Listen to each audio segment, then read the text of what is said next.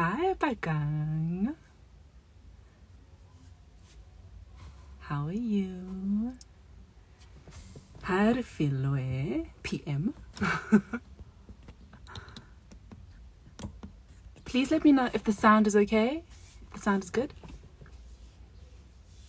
Just give me a thumbs up.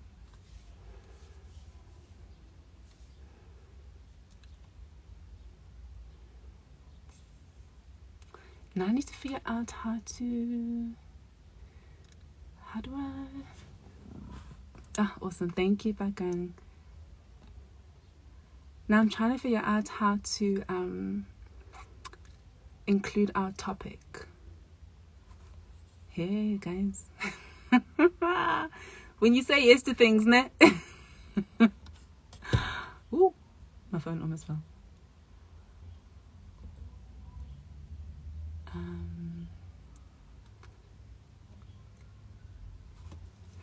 How's everybody's Sunday?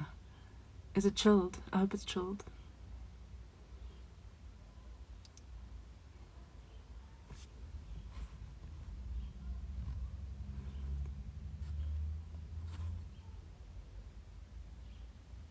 Lebitso is here. I don't know what I pressed now.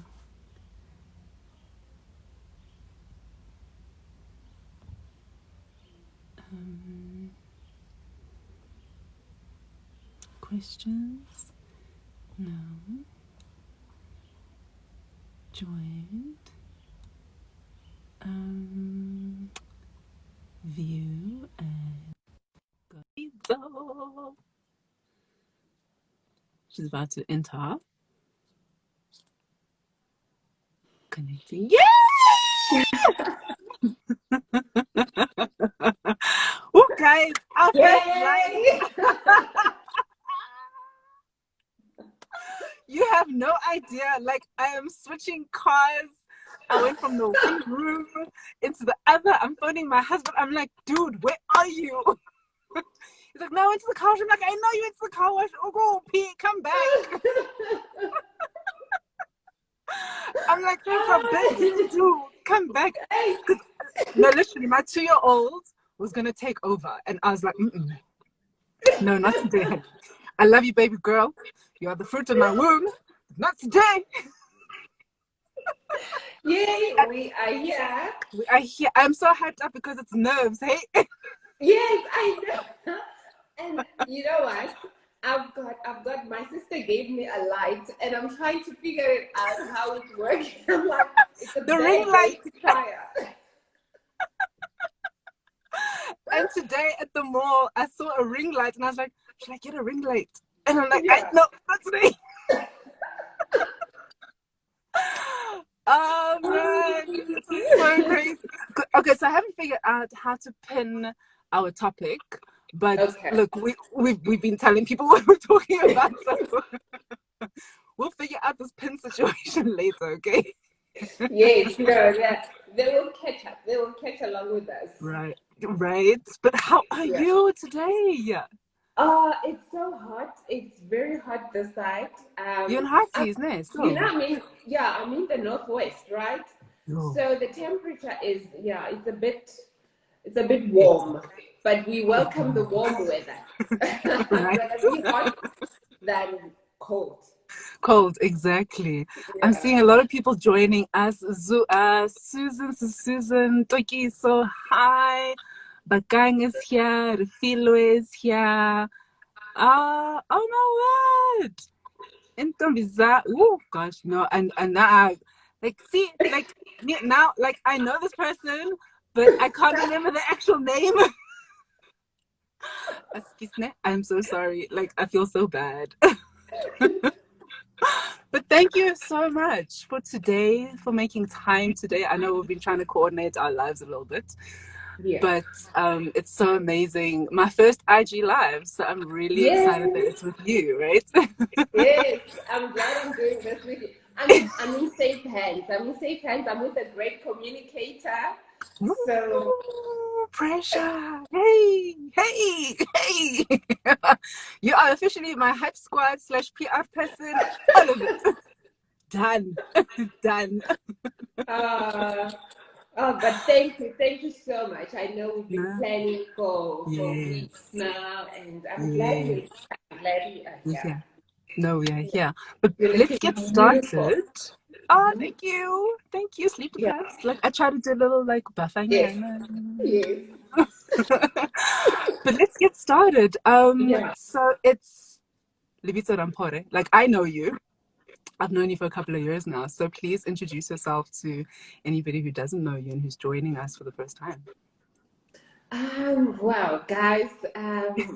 I'm Lebitso. Yeah, I am Lebitso Ramphore. I met Pumi a few years ago. I think, what, 5 years or 6 years? I think it's like I think four, how five, old six. my last born is now, 5 years.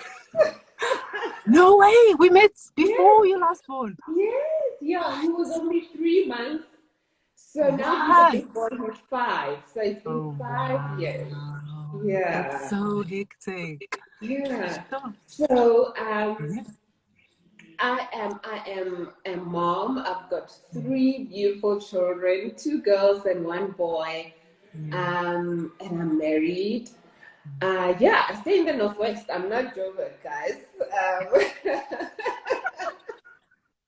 So I'm a farm girl. I'm a village girl. I'm not a city girl. People look at me and think, yeah, no, I'm not a city girl. I love my time out Outdoor. in the bushes, in the nature. Yes. That's my space. Yeah, Um, and yes, I am. And well, I call myself a serial entrepreneur because I've yes. started.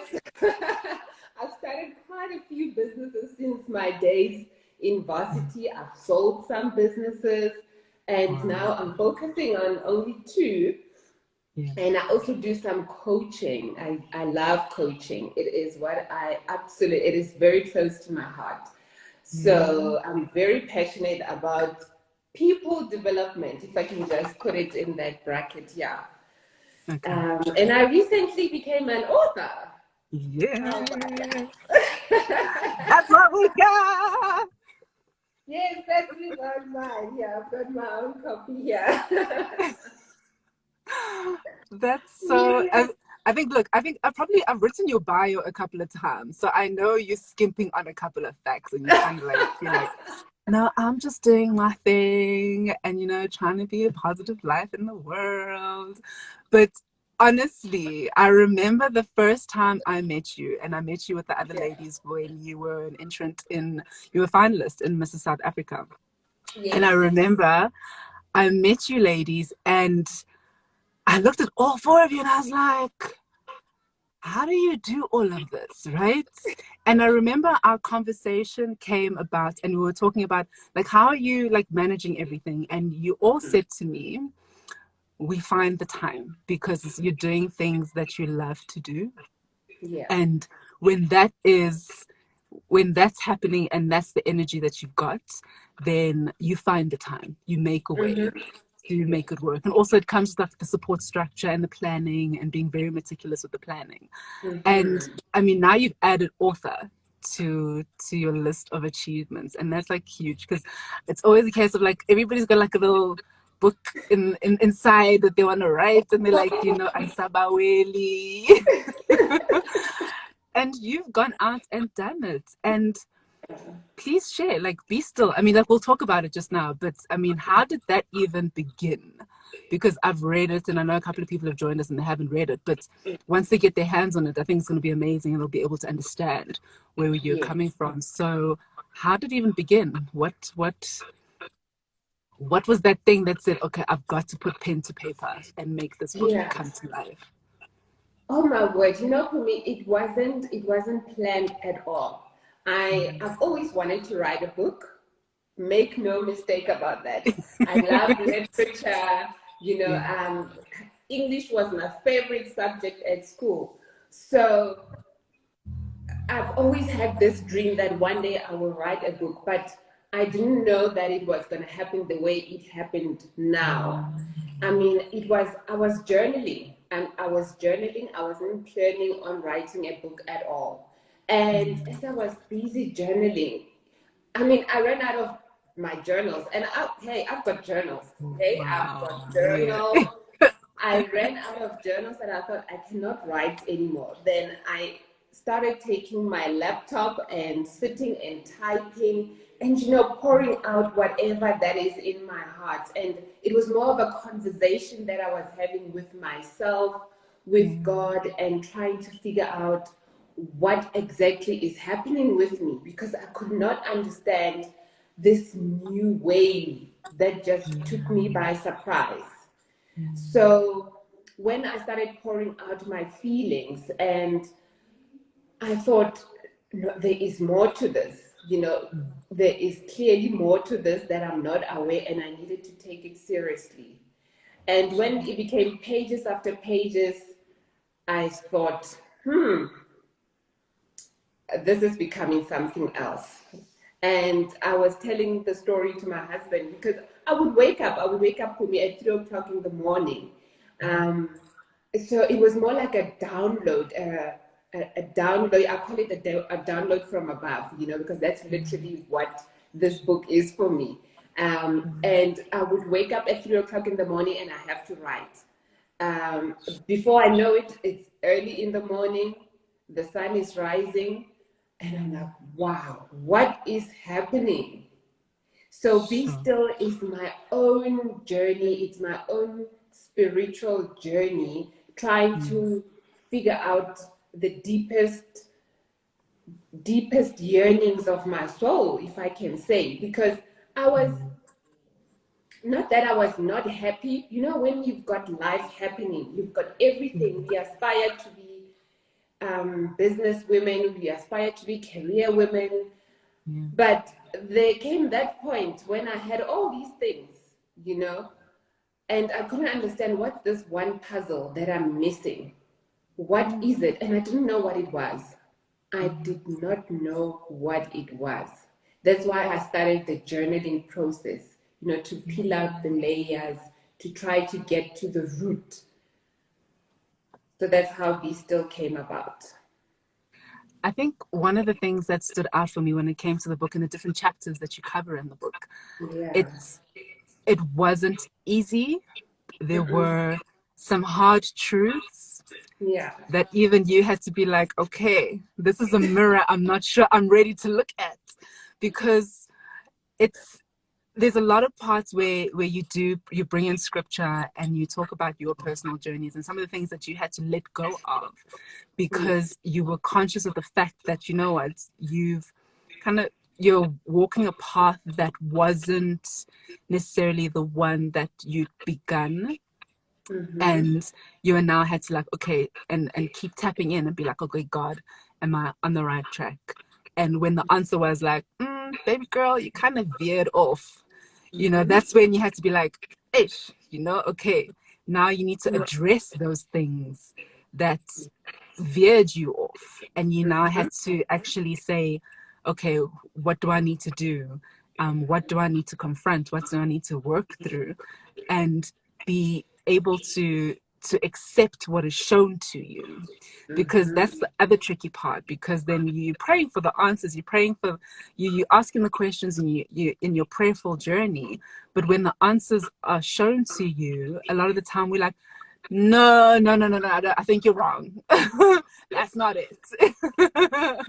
You're like, no, next one, no, I think, God, I think in my wisdom this is where we went off track. And then he's like, really? Really? Like, you keep doing that and let's see how far you get. And I love, there's a part when you were talking in your book about the fact that there were days when you couldn't even wear makeup because you were just tears and truths and reading and writing and confronting and accepting those things that you were being shown. And some of the things, I think, even if in my own life, when you pray the prayer, right, and you ask for discernment and you ask to be shown, are you going in the right track? And when the answer is, ish, this is where you went wrong,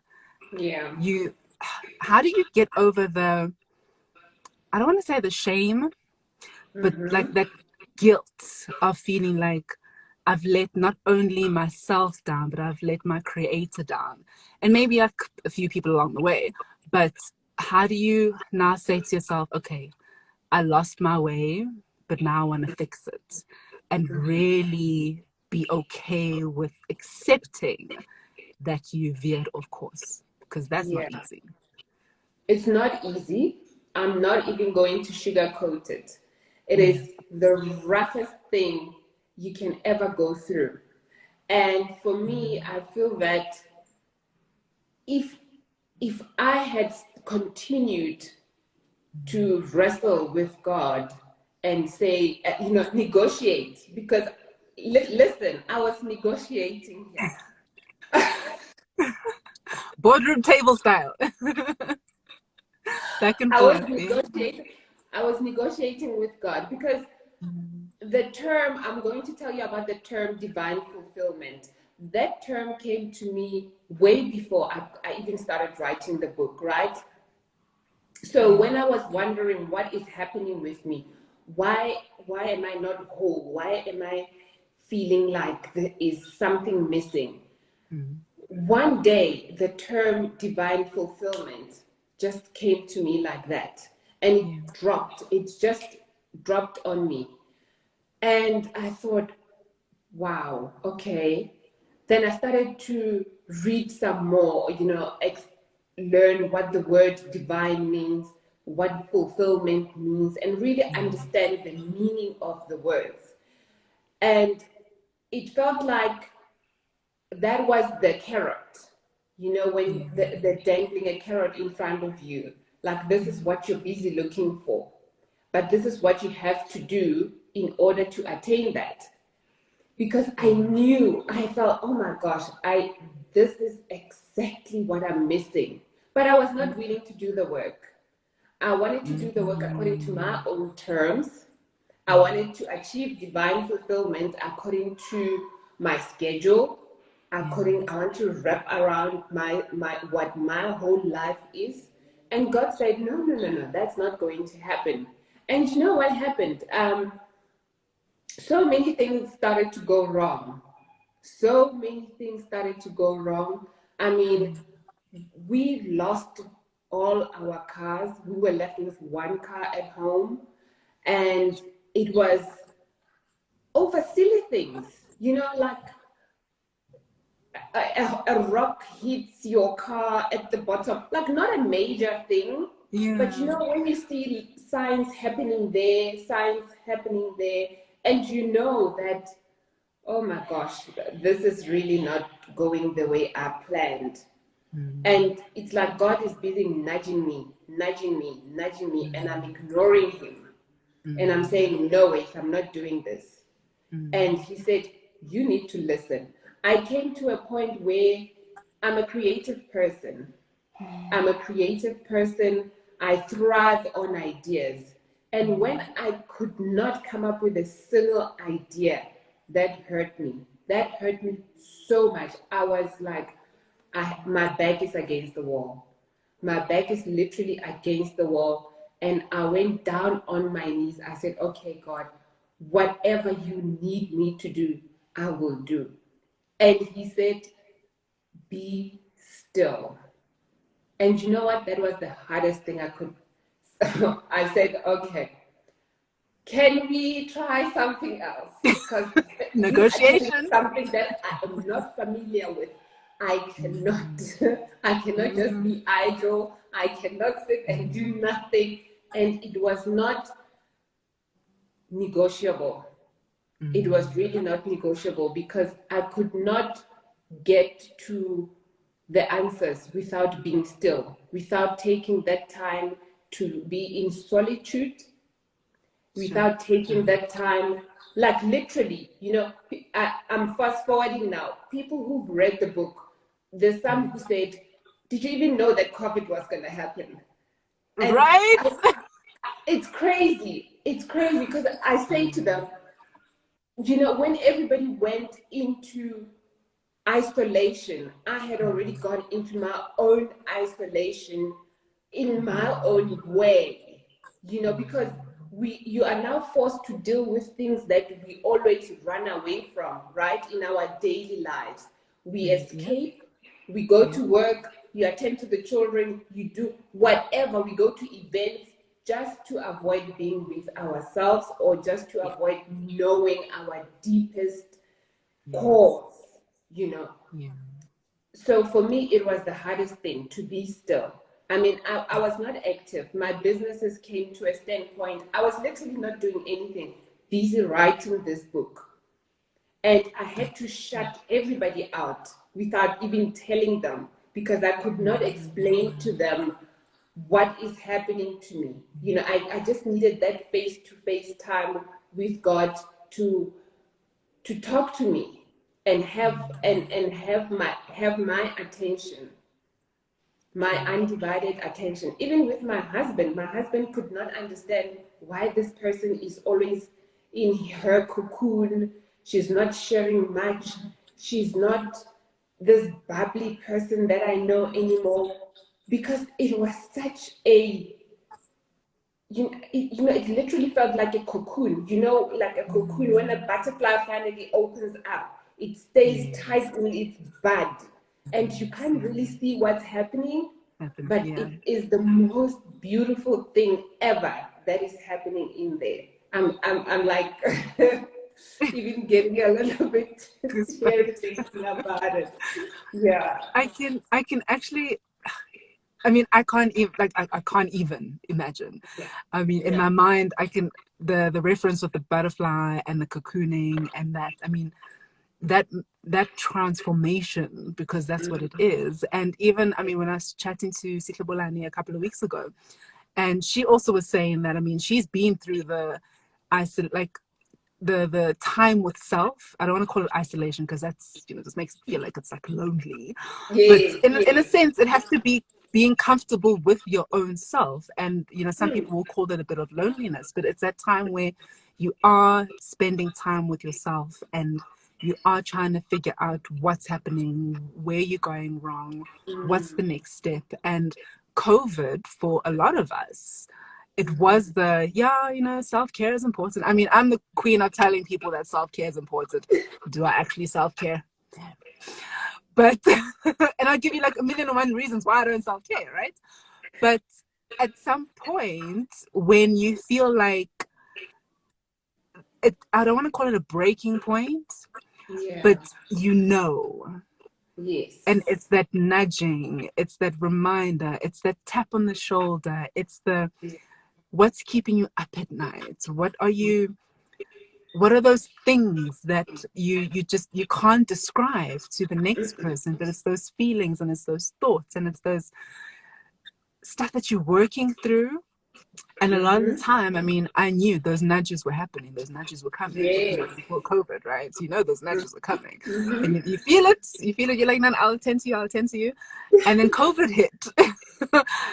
Then those nudges were like, hi, Yeah, I'm how are here. you? I'm here. Let's work through this. And Yes. COVID, as much as it's really, you know, it's just turned our lives upside down in various different ways.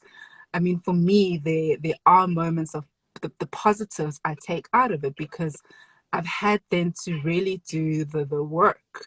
And I Mm-hmm. remember you and I were chatting about doing a session for the book after, it was just Yeah. before COVID happened. Yes.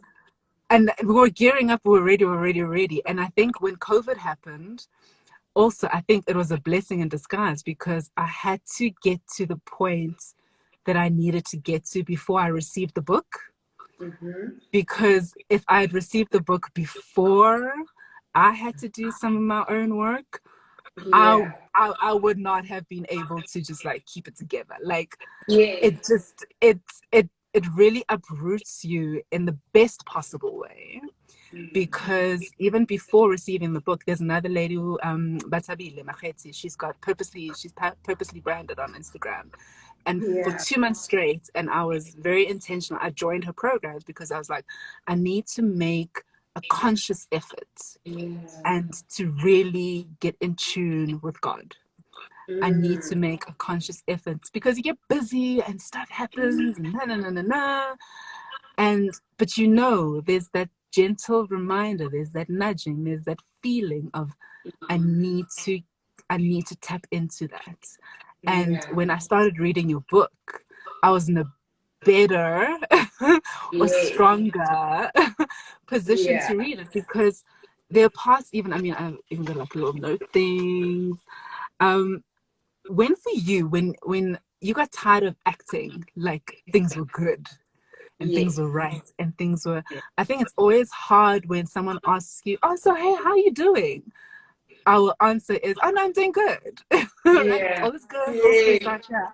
But Yeah. to find those moments and to find those people where you can actually say, you know what, stuff is happening. I can't Mm. explain it. I can't describe it, but stuff is happening. We will Mm. talk, Yes. and Yeah. it's because you're working through it, you're writing the book, but society gives us this narrative of you've got to be strong, you've got to be together, you've got to, keep it Mm-hmm. going. And when you now have to take a step back and shut yourself off from society a little bit, Yeah. to say, I need to do some work because I'm not all right. Yes. How do you face that and be okay with facing that? I mean, you're saying with your husband, that was difficult for him. What about your kids? How did you be mom, Yeah. but also be like, I love you, but I love me more right now? Yeah. You know what? I've got my tissues here because you are now taking me to one of the sensitive spaces. Because what Yeah. happens with when you get to build that personal relationship with God, right? So we do go to church. Before, you know what? I was raised in a church. My grandfather was a priest, and I talk about it in my book. We have a history of prophecy and miracles happening in my family because of prayer and because of the relationship we had growing up with God. So I grow up consciously knowing that, but now I'm doing it on an what can I say, in a diplomatic manner, in an educative manner. So I'm aware of it. I know of my background, but am I really, really knowing what it feels like to have a relationship with God? No, I don't. I thought I did, Don't you and know? I thought I did. I mean, I pray, I do all these things, but He took me to another level. He took me to the Holy Spirit level. And I talk openly about the Holy Spirit because, our generation, we have a lot of terms now. We call it anything. Everybody relates to it in a different manner. Some of it, you say the universe or whatever, but for me, it is the Holy Spirit. And when I allowed the Holy Spirit to take the front and I stepped back, because one thing that God made me aware of is who I am. It's like He dwells in me, and that is the first thing. And the minute I allowed Him to guide me to be in the forefront, oh my goodness. That's why I'm saying I stopped wearing makeup. I stopped because He will reveal to you so many things that we do. We wear makeup, we do all these things. And He says, beauty doesn't lie in you wearing makeup and thinking that people view you differently when you're wearing makeup. I want you to be okay with yourself first. Go out into the world barefaced. I want you to remove all these masks that you wear every day when you step out of your house, sorry, and you go to the shops. It's like you are selling something. You can't sell yourself to me. I made you. So I need you to see Totally. yourself the way I see you. And with my children as well, I would look at them and I would pray for them And my second daughter has eczema, and sometimes it flares up in a way that it just kills you as a mother, that you become so helpless to help them. And I would pray over them, and when I pray with her, because my spirit is so awake now, you start seeing so many things. God starts showing you so many things happening in the spirit, if I can put it that way, and I'm maybe going a little bit deeper into It's okay. the whole It's okay. process, but it is that awareness and knowing that there is a duality to us human beings. We've got our ego, and we've got the person. It's like we are constantly, you've got these two people in you, and the one that comes out naturally is the ego, because we are living on earth, and that is just, we build personas, we have careers, we have titles, everything is labeled. Naturally it comes up. We don't give our soul, our spirit to shine. And when we allow the spirit to shine, you will realize that I've been wasting my time. I've been wasting my time doing things that are not for me.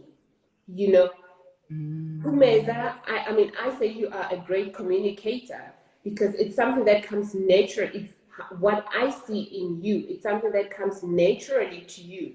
And all these gifts that we have, all these talents that we have, the moment you realize that this is what I'm actually good at, then you start using it to the best of your ability without questioning it. You stop looking for validation from other people. You stop looking for validation from people who are experts in the field. You go ahead and do things anyway.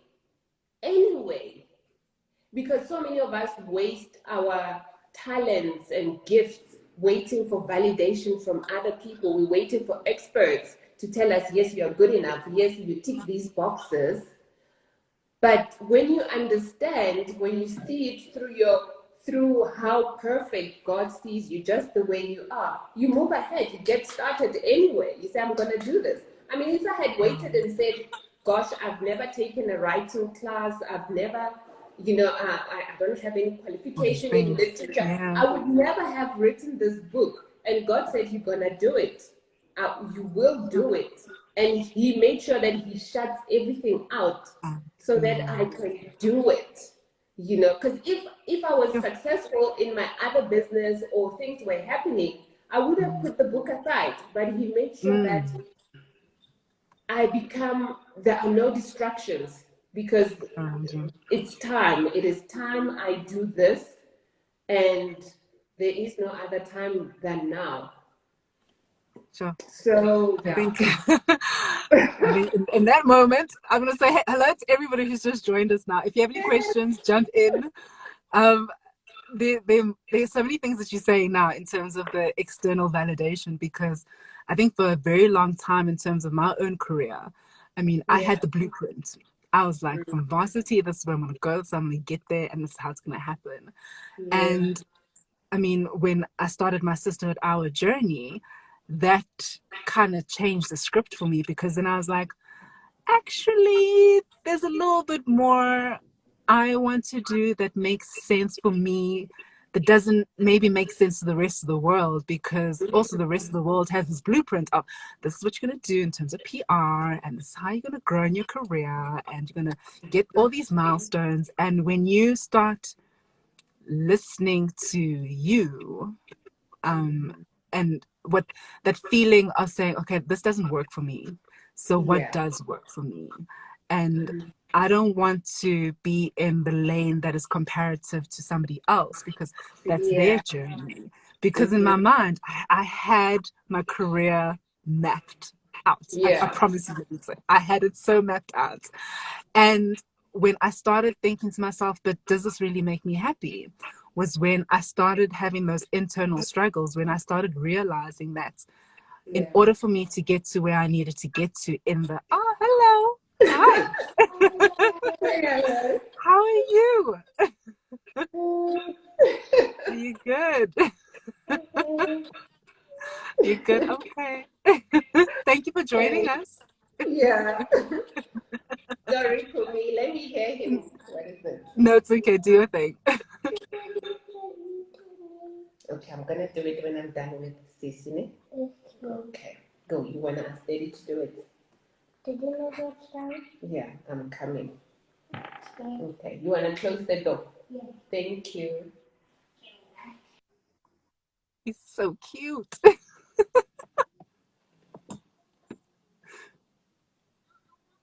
Lebitso, can you hear me? Ooh, I lost signal. Can you hear me? Yeah. Oh, yay. Sorry for Okay, great. that. No, don't stress at all. So I'd Not say bad. in terms of my own blueprint that, I mean, Yeah. I had to accept that it changed. And when it changed and I started really listening to what it is that, what I want to say being spoken into my life and into my heart, there were certain struggles and certain strifes that came, especially from a human interaction level, where because I now wasn't walking the path that somebody else wanted, especially in work, it became very tense because now I wasn't becoming the person that I was expected to be. Because somebody else had decided that this is who Pumeza is, this is the box that she's going to fit into, and we're happy with it. And so, as long as she stays the course, everything is right. The minute I deviated, the minute I'd be like, no, but you start questioning, you're thinking, but this doesn't feel right. This doesn't gel with me. You become public enemy number one. And there's a chapter in your book where you talk about the wilderness journey. And for me, I really had to be like, okay, so dearest God, what is going on? Like, what is this? What do I do? How do I figure this out? Because it's tough and it's painful. And and it was a case of, okay, so I need to take the lessons out of this and I need to find a way to move forward because yes, as painful as it is, the transition that's taking place and the lessons that I was learning, I knew that okay, I could then share that with somebody else at some point. And when I started recognizing that there were certain people that were coming into my life, and it was such a weird transition period in time in my life because there were people coming in who were experiencing certain things similar to what I was going through, but they had gone past it. So I was looking at them, I was like, oh, okay, so you survived it, you're good. So I'm okay, I'm gonna be okay. I'm Yeah. feeling a little bit crazy right now, but I'm going to be okay. Yeah. And what was that like for you when you actually maybe saw people? Because I real like in the book, there you went to a couple of events and you were having a lot of aha moments. Oprah calls them the aha moments where like the light bulbs are like, yay, it's a Yes. disco. Yeah. No, that. And right. And I Yeah. think it's so easy when the light bulb goes on and you connect with what it is that you're supposed to connect with, because if it's for you, it'll hit you hard, right? Yeah. But Yes. now how do you take that you're connecting with, and when you walk out of it, because the energy and the vibe and everybody's excited, when you're sitting on your own and your deepest thoughts and you're going through what you're going through, how do you ensure that you hold on to that? Because a lot of the time, those waves of uncertainty come and those waves of fear and panic, because we're human after all. How do you hold on to what you need to hold on to ensure that you stay the Yes. course that you're supposed to? Yeah. So the title of the book, right, is Be Still. So it's taken from Be Still and Know That I'm God. Yes. And that verse, it continues to say that I will be exalted throughout. So the other verse that was coinciding with that one for me, it was seek first the kingdom of God. Yes. So for me, that's what I was holding on to. Whenever I forget, or whenever the winds come and I get into the routine and I get busy, you know, those two verses are always ringing. They're like ding, ding, ding, ding. They are little light bulb moments for me because it has become almost like an anchor for me. That is what holding everything down, you know. And when you think about an anchor, it goes right into the deepest in the ocean and it goes way, way, way down, right? And it's holding on. Those claws are there. So even though whatever that is hooked on up there, it sways, it goes, it moves, but I know that I am anchored in that. So that is what I hold on to. And there was this one lady, she was actually a friend at my daughter's school. And she always, whenever I meet her, she would always say to me, Shalom. I didn't know what shalom meant before. And I became very curious. I said, why are you always saying shalom to me? And, you know, and she would look at me with this almost like a blessing over me, you know, and she would be like, yeah, peace be with you, my friend. And I only got it later. You know, it was as if, and she would appear everywhere. Trust me, I would, whenever that moment, like that particular moment when I needed to hear it, she was there. And whenever we finish our conversation, that's what she would say. And I said to her, why? Why did you say that to me? And you know what? She was saying, Lebitso, everybody has a gift. Everybody has a gift. And the moment you realize what your gift is, you need to give it freely. And when you give it freely, you bless so many people. And she says, when you are awake spiritually, you listen. I might meet Kumi on my way to the shops, and maybe she needs 5 rand, or maybe she needs whatever, anything that she might need. And if at that moment something says to me, give them that 5 rand, to me it doesn't make sense, but to them, you never know what that 5 rand means to them. You know, so for me, those light bulb moments when an idea comes to you, it is that small voice talking to you. Listen to it, because it's not about you at that point. It's about what it's saying you need to do, what you need to give to another person, and what that might do, what that might have, and the impact it might have on that other person.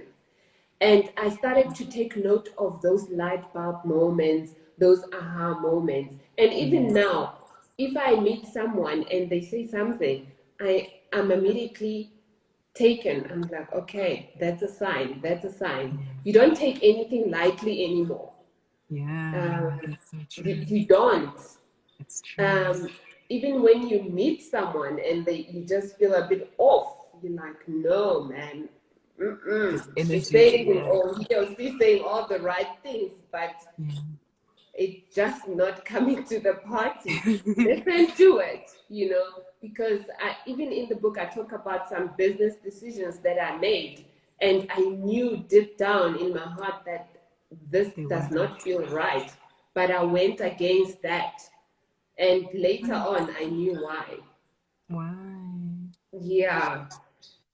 So that is very important. And it's the intuition. We call it intuition. That's a term that we know most of the time. But we have gotten to a place where we analyze, we look at things the way we want to see the outcome. But sometimes all that glitters is not gold, you know? Nope. Nope, Yeah. because it quickly turns into dust. Yes. Yeah. No, that's like I think what you're saying in terms of the listening to the intuition and the messages that keep coming back. I was road tripping with my cousin last weekend. We were going to Bloem, and unbeknownst to her, there was a conversation I had with another friend of mine, and she had sent me a voice note about the story of Mary, Martha, and Lazarus. And ah, yeah, yeah, okay. We won't go too deep into that one. But when my so it was so weird. But when my cousin was talking, I looked at her and I was like, "This is what happened during the week." So this, what you're saying to me, all I'm like, she was talking, I was listening to what she was saying, but in my mind, I was listening, I was hearing the gospel hymn, "Oh Mary, don't you weep." And for me, in my mind, I was like, okay, so I needed to be reminded of that because I heard it the first time. So clearly God was like, okay, you didn't hear it. So let me remind you in a random conversation that the two people don't even know that this conversation happens. So conversation one happened, conversation two is happening. So do you hear me now, Pumeza? And it's those things that you're saying that where he will always speak to us. You Yeah. know, he will always be like, it's those nudges, it's those Yeah. whispers, it's that feeling, it's that light bulb moment where you're thinking to yourself, is that you, God? Or is that the universe speaking to you? However Yeah. we want to address it. And I'm conscious of the time because Instagram does this thing of like 60 minutes and you're done. Like, let me man. Oh, okay. I know, right? I also learned it the other time when I was a guest on IG Live, and I was like, oh, it does that. Okay. So I'm thinking, let me ask you the last two questions. How is Lebitso doing now? How are you? Wow. I am great. I don't even know what to say. You know, it's that peace. It's that peace that I was looking for. And knowing that I don't need all these things. I'm okay. I'm enough, you know. And the last chapter of the book is wisdom, right? Yes. And I remember when I was writing the book, I remembered when I was in varsity, we learned about the hierarchy, the Maslow's hierarchy in Yes. engagement, right? And the highest level at that point, it was talking about, you know, you rising above yourself. And when I was writing the book, I thought, no, man, there should be another level. There should be something because I've ticked Maslow's hierarchy of needs, but here I am. I'm still looking for something. And Something. hello, when I did my research and I got onto the internet, I realized actually there's a revised version of Maslow's hierarchy of needs. And he is also now went a level higher to say that as human beings, there is a level to us that is not of this world, you know. And I'm sure he also gotten into that place because every human being gets to that place where you realize, I've got all these things money can buy, but But what am I still missing?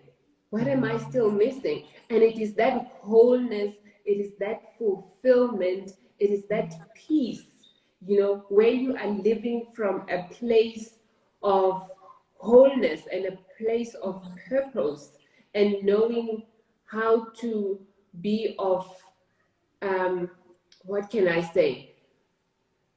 How to be a blessing to other people uh, in the most natural manner, if I can put it yes. that way. So each and every person has to find what feeds their spirit, what lights up their spirit.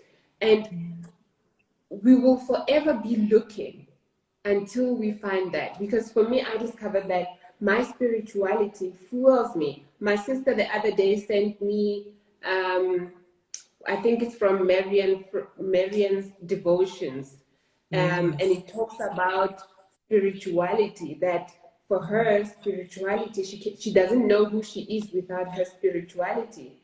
And I related to that because I said I cannot exist without it.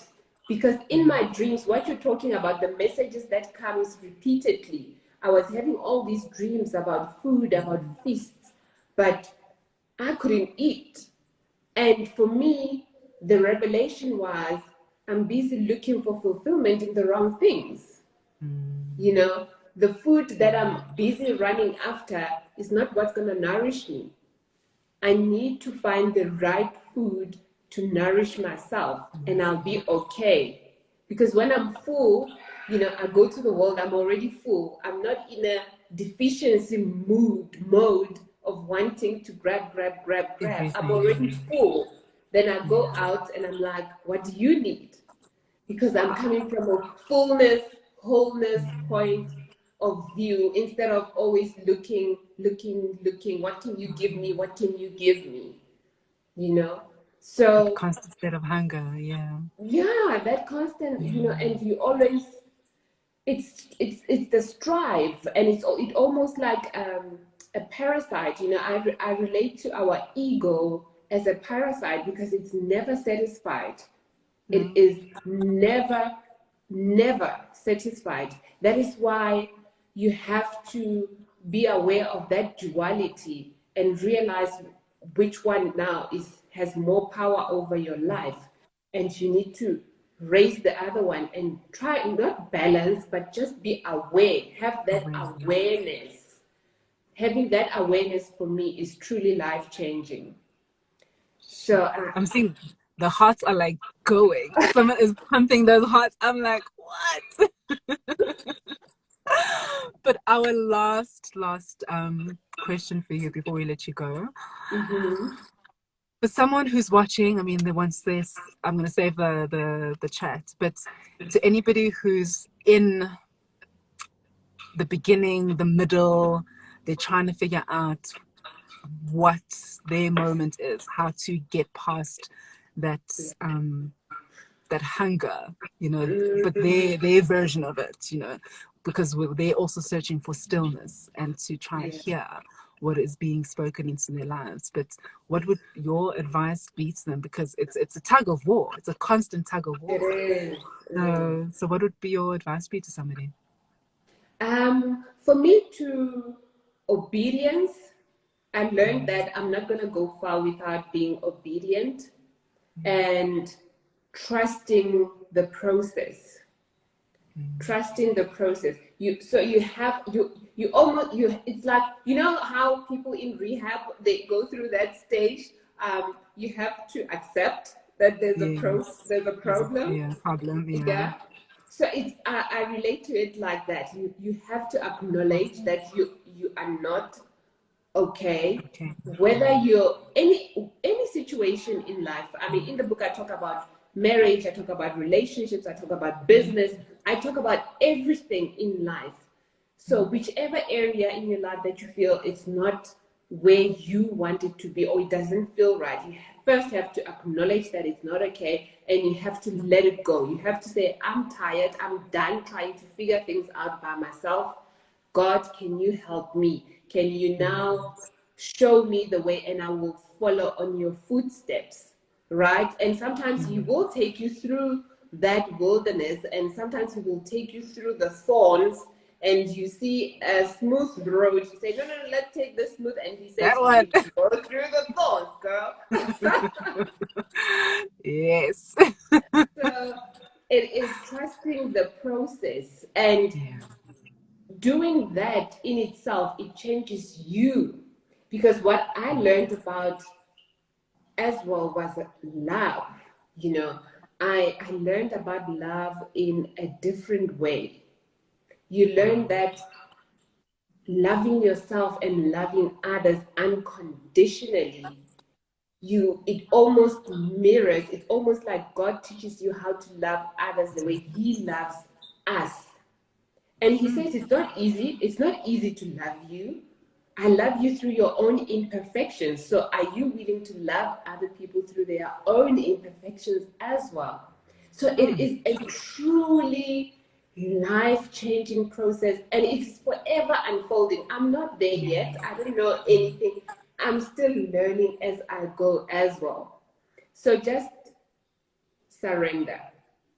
Surrender yourself to the process. Is God says don't wear makeup, don't wear makeup because you will be crying. He will show you the ugliest of things about yourself, and you need to be ready to deal with them.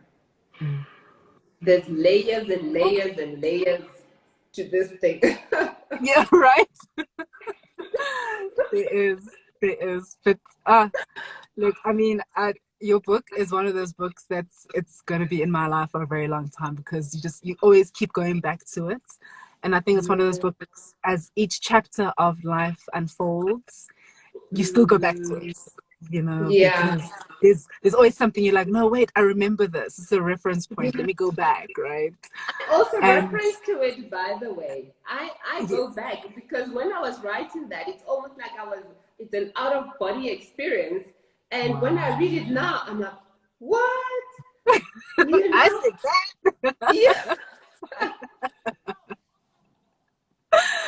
That's so amazing, though. No, I mean, I'm grateful to you for having written the book.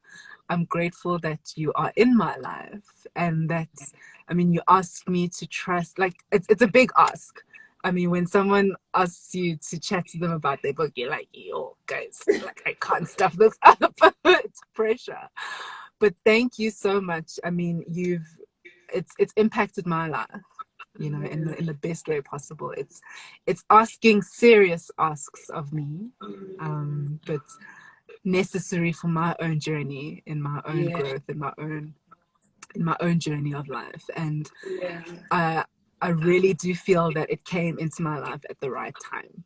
So thank you for your gift and your talents, and for listening. Yay to you for listening, for being still Yes. and listening and learning, and just appreciating all the things that have come into your space. And it's just to see where you've been and where you are now. I'm so excited about the journey ahead. And yes, I would like a second book. Like, when is the next one coming? No pressure. No pressure. No pressure. Wow. But Lebitso Ramphore, thank you. Yeah. Thank you. I will release you back to your family. There's a young man who's waiting for you outside that door, I'm sure. Oh, yes. Oh, But but thank you thank so much. you. Thank you. Thank you. I know you also have a little one. Yeah. And Sunday, I'm your hiding in the car, family guys. I'm hiding in day. the car. Yes. No, you'll get there. You'll get there. But thank you so much. Thank you to everybody who joined us today. I know Sundays are very tricky, but thank you for spending the last hour with us and joining us. I hope you got something out of this. Please go get the book, Be Still. It is available. Google it. Find out where you can get it. But thank you so much. I'll be saving this on my IGTV, so if you want to tune in and share, please do so. But our first sister at our IG Live. Yay! Yay! It went great. Thank you so much. Thank you so much. Okay. Bye. Thank you. Bye, guys. Now.